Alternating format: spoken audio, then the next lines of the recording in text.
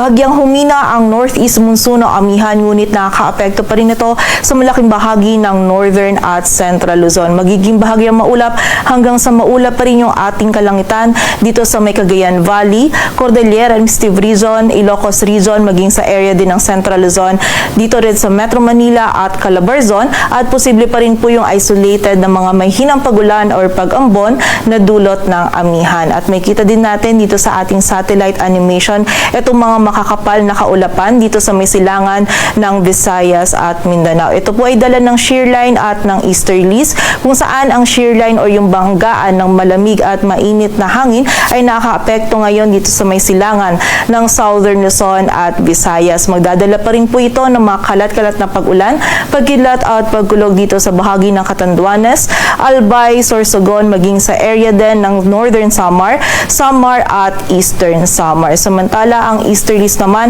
patuloy din magdudulot ng mga pag-ulan. Posible po na paminsan ay mga malalakas na pag-ulan yung ating mararanasan dito sa rest of Eastern Visayas, maging sa Caraga, Davao Oriental at dito din sa area ng Palawan. At sa nalalabing bahagi naman po ng ating bansa, posible pa rin yung mostly dito sa area ng Visayas at Mindanao.